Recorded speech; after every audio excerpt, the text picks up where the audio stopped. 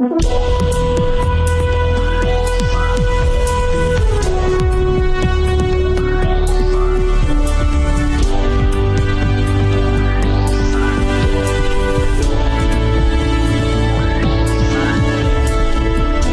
to Real Money Talks, how to make money, manage money, and invest money. Your Real Money Talks host, Laurel Langmeyer, gets straight to the point about what it actually takes to make money and build lasting wealth in today's changing economic climate. If you're ready to get the financial results you've always dreamed of, keep listening. Real Money Talks is the right place for you. And now here's your host, Laurel Langmeyer. Hi, this is Laurel, and welcome back to Laurel's Real Money Talks, where we're talking about making money, keeping money, investing money, doing it with the team, and getting off Wall Street. So Wall Street's an interesting place. A lot of arbitrage happens out there, which means a lot of people make a lot of money and a lot of people don't. A lot of fees, a lot of taxes. So there's a place in some portfolio for it. We love taking you off Wall Street. Today, I have with me an amazing guest partner. He runs our Financial Freedom Day company, where we have and really teach you how to get your wealth off the radar screen, not just off Wall Street, but off the radar screen. So Rob Kolb is with me. Rob, thanks for being with us on Laurel's Real Money Talks today. I'm real happy to be here, Laura. Thank you for having me. So first of all, talk a little bit about you. I know you don't like to brag about you, but I can tell you this man's amazing.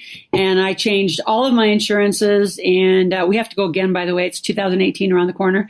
He's just really, really smart in the game of money. And immediately, came on our team.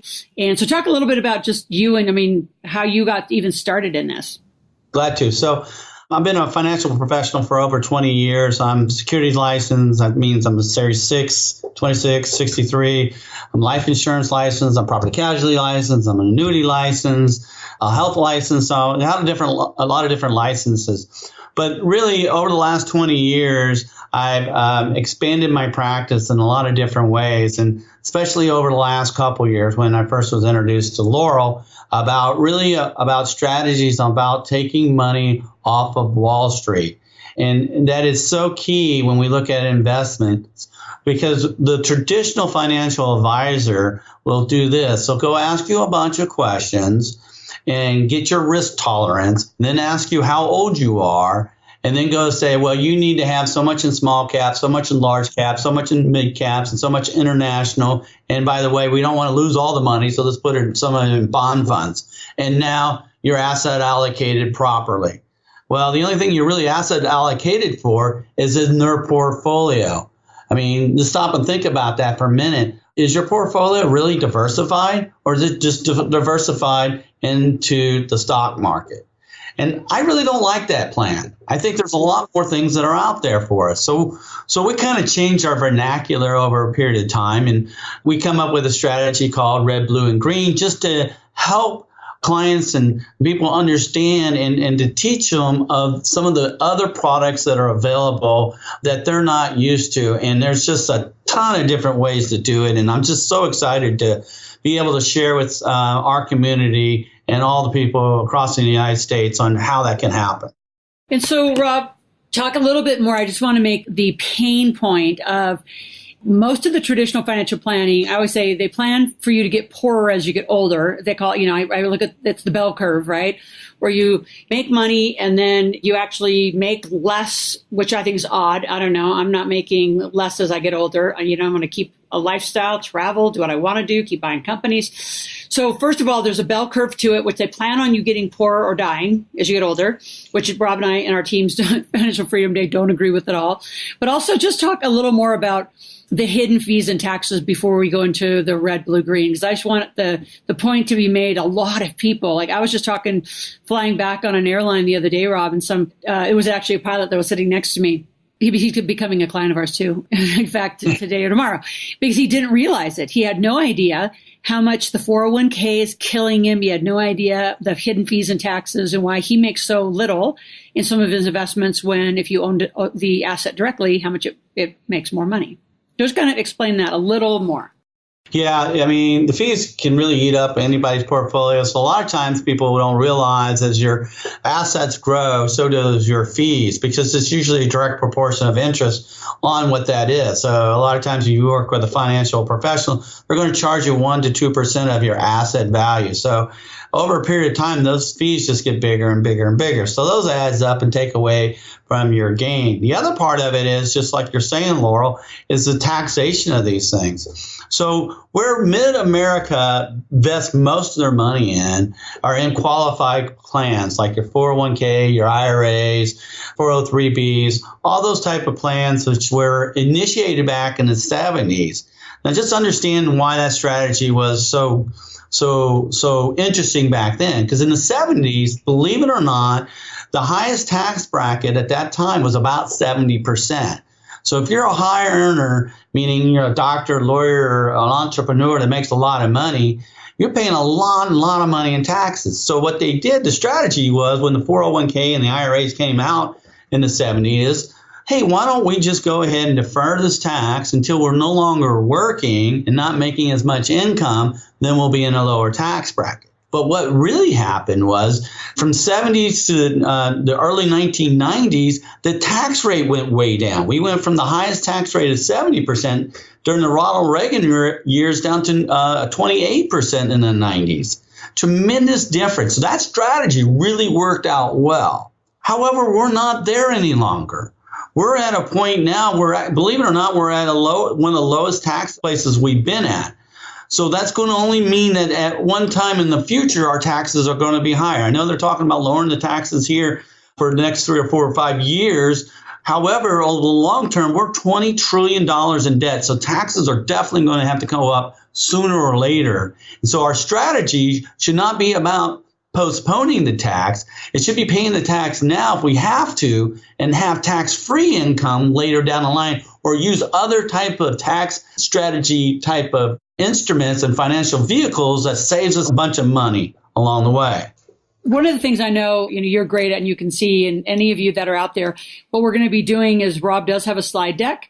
Many people listen to Laurel's Real Money Talks on an audio basis, which is what you're probably doing. But if you wanted to see the slides of what he's talking about and then get into relationship with him, Rob, I'm going to ask you, how do you want people to contact you? Because the other thing you do, not only people get educated with the slide deck and our conversation today, but you actually do reviews of people's portfolios and what they're in, because I think so many people are blind to it.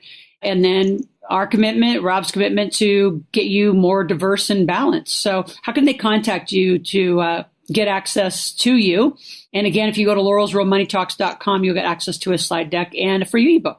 Right. So the best way to get a hold of me is just to email me. And my email address is my last name, which is KOLB. So that's rkolb at go green, as in the color, F as in Frank, S as in services.com. So it's rkolb at go green, FS.com.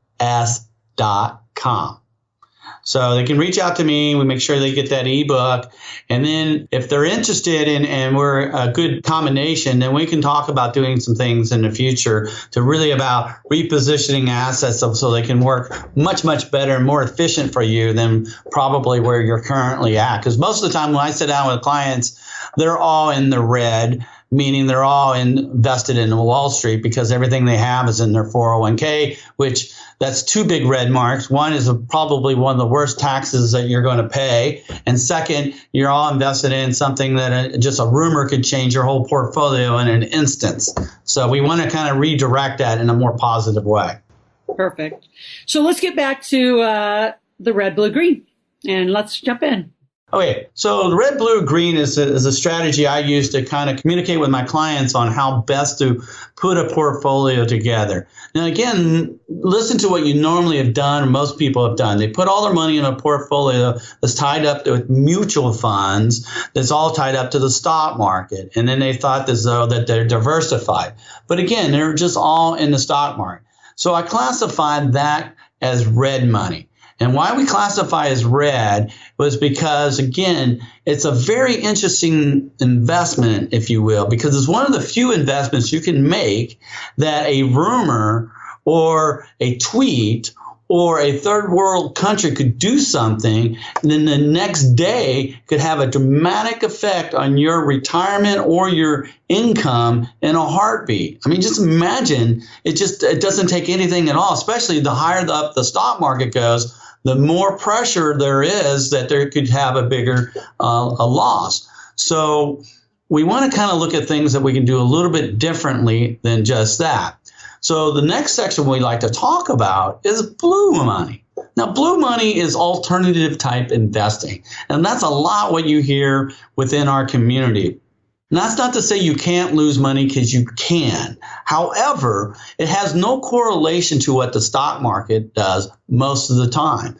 So if the stock market takes a nosedive and you have money in, say, oil and gas, then that doesn't necessarily mean that oil and gas is going to have a drop. It could have the reverse effect. In fact, oil and gas could actually go up because maybe oil is doing so well it caused the stock market to go down as far as the cost per barrel goes.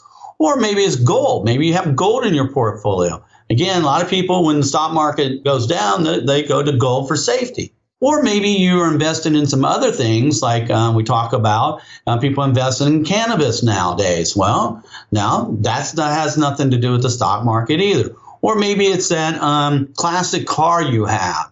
And I love that investment because you get to cruise around in it and look cool. And, that's fun investment to have, but it's a different investment. So that's where the blue money is. It's something that we can invest in that I think most people learn a lot more about it. And I don't know about you, Laura, but when we look at the alternative investment, don't you think that most of the people learn a lot more about those investments as they invest in that area?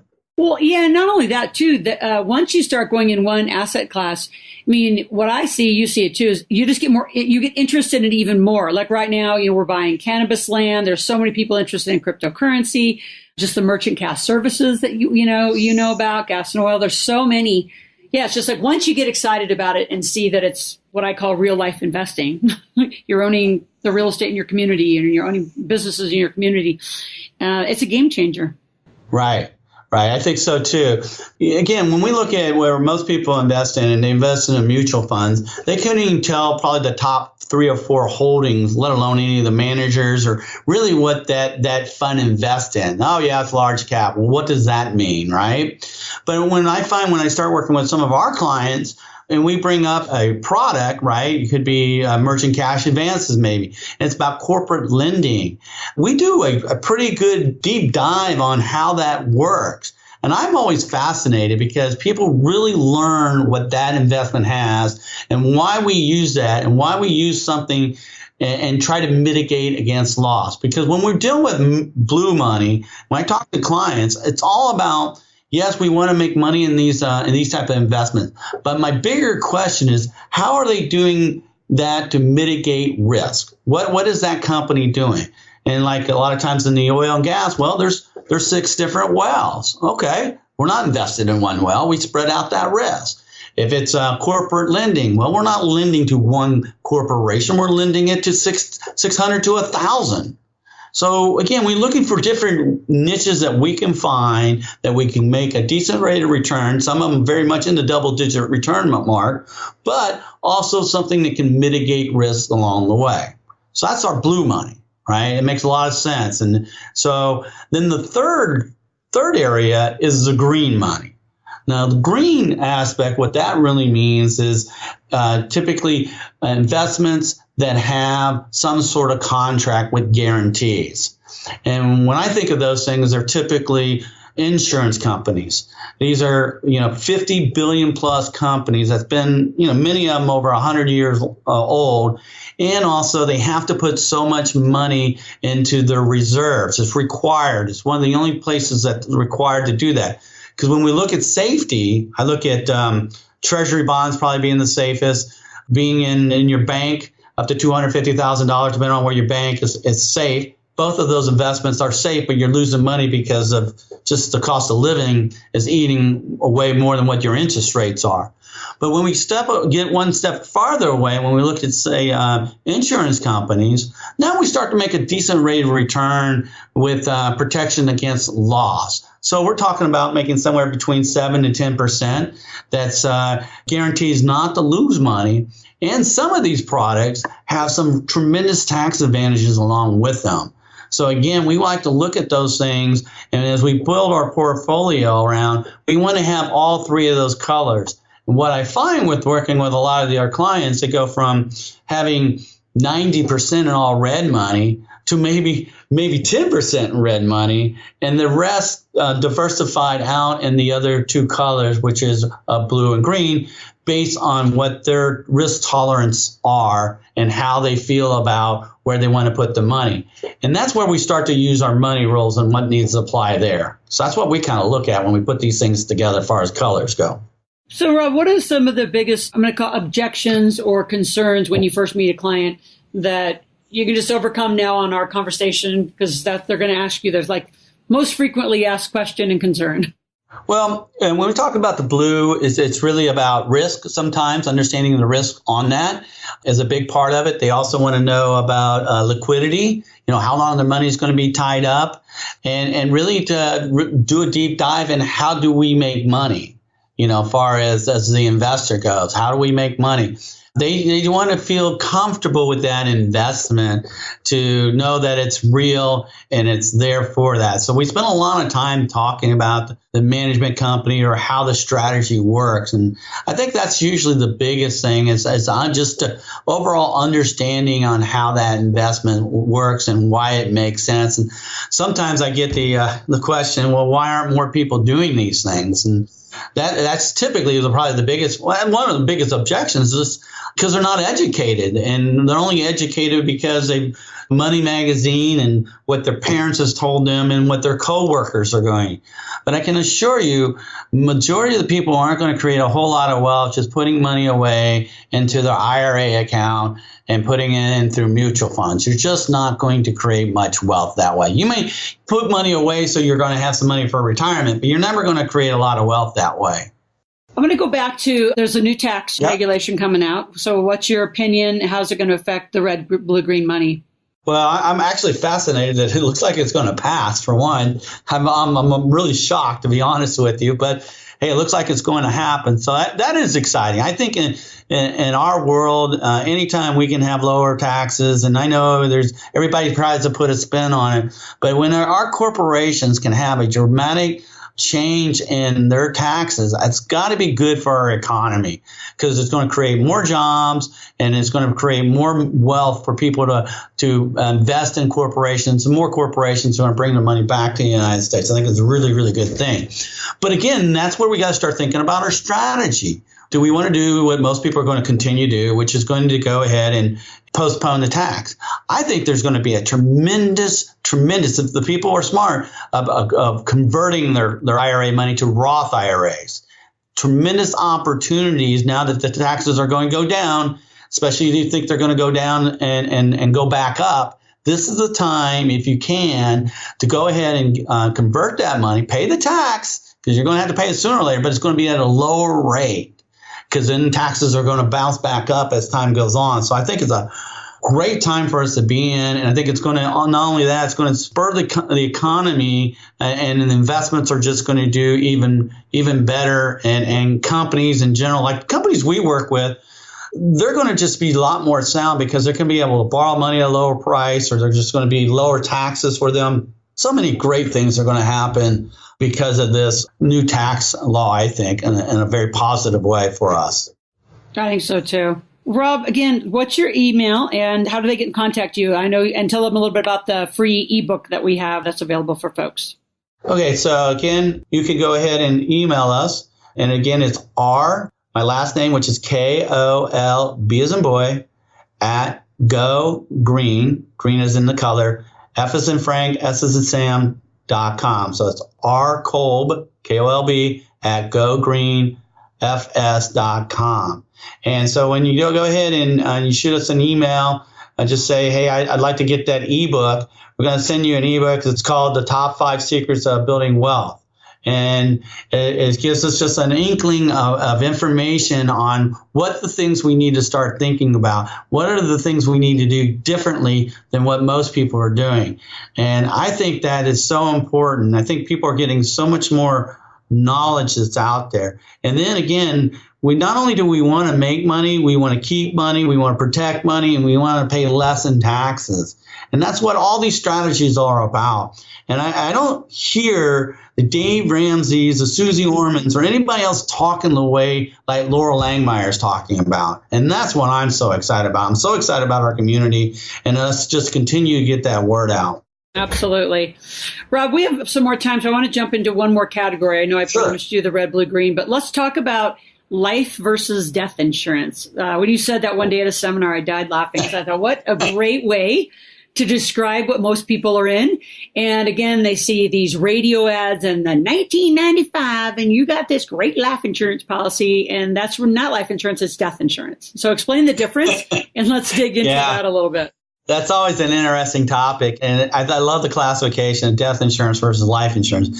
Term insurance is the death insurance, meaning the only way anybody's going to get a benefit out of this thing is if somebody dies, right? And who wants that kind of insurance? I mean, yes, it's nice for the family to have that protection. They need that protection, but it's not a whole lot of fun. Let's face it. And it's just death insurance. But most people don't know there's a whole tax code written around life insurance. It's called Section 7702, which most people don't know about. See, the 401k has its own tax code, 401 Section K, and life insurance has its own tax code, which is Section 7702. It's in the tax code. What most people don't understand, there's tremendous tax advantage when we use cash value life insurance. We're talking about the good stuff that we can make a really good rate of return on, not lose any money, be tax efficient. And I love it, Laurel. I mean, you and I have talked about this several times, using it as that wealth account.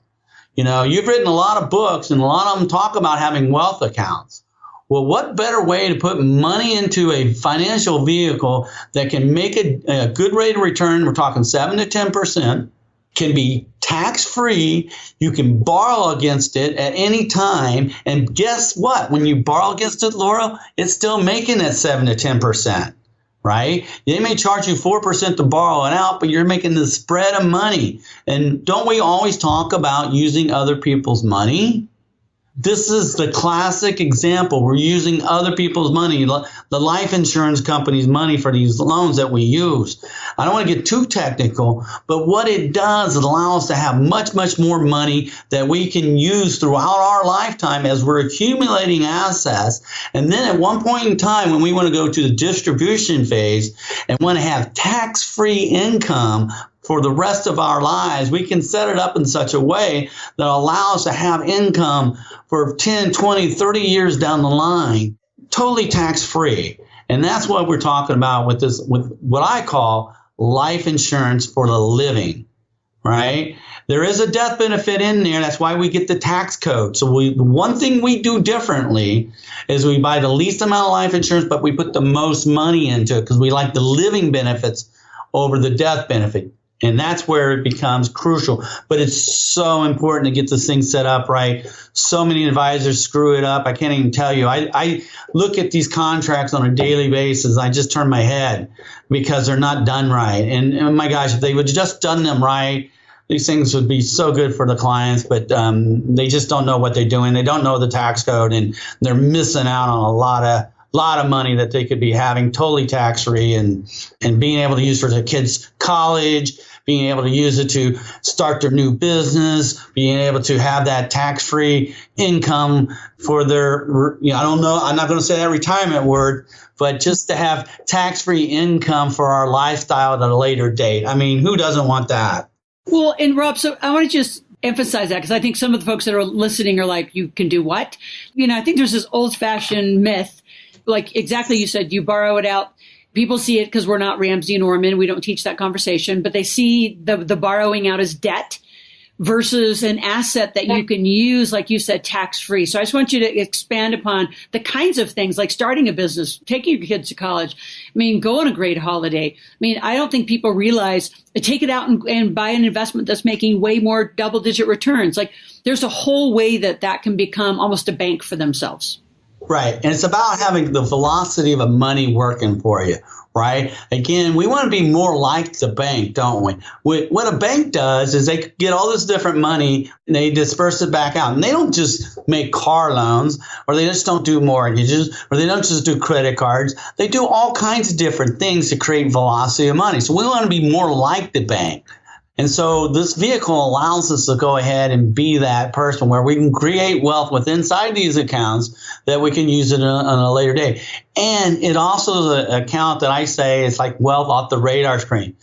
And here's what part maybe you not even know, Laurel. Most of the time people put their money into, say, a 529 plan for their kids, right, for college. It's a great thing to do. They're doing it for their kids for college and starting to put that plan together.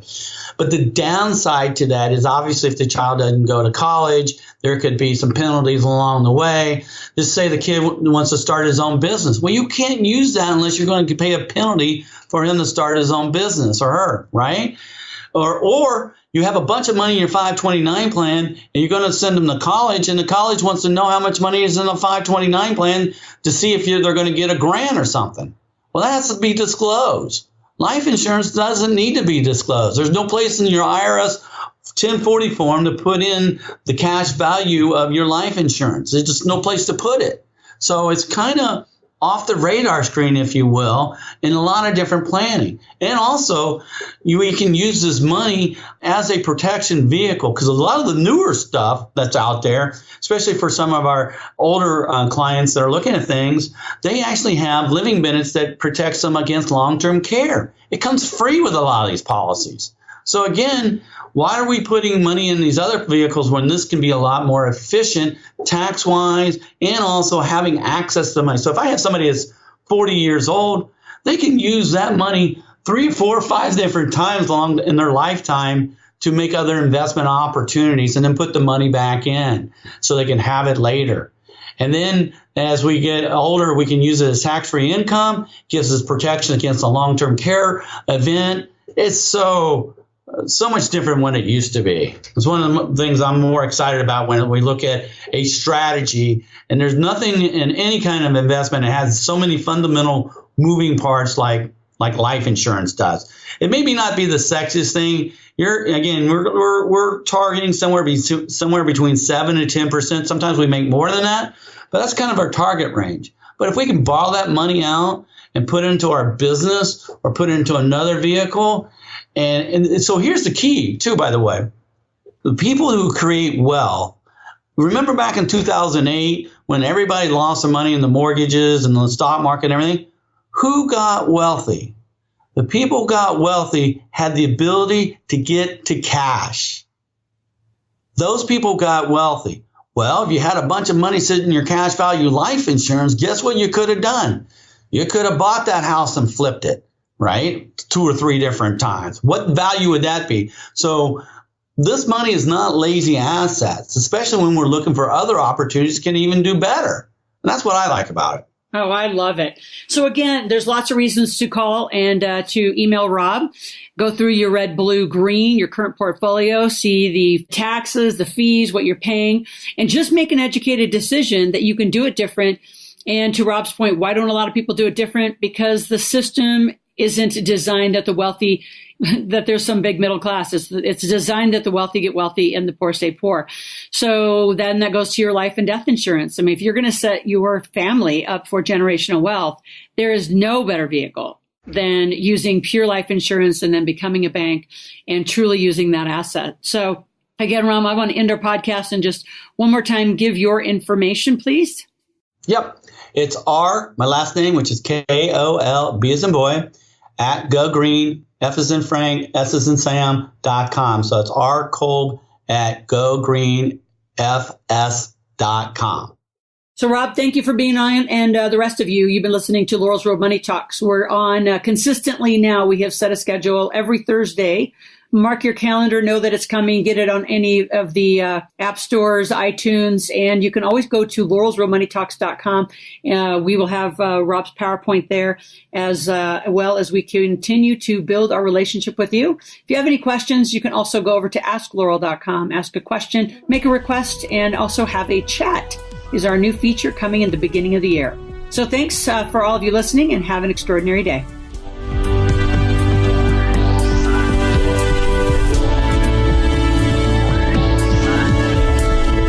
Thank you for joining Laurel for this segment of Real Money Talks, how to make money, manage money, and invest money. To continue this new conversation and to find free resources to support your wealth creation, visit asklaurel.com/podcast gifts. That's ASKLORAL.com/podcast gifts. Thanks for listening and join us again soon. New episodes are released every week.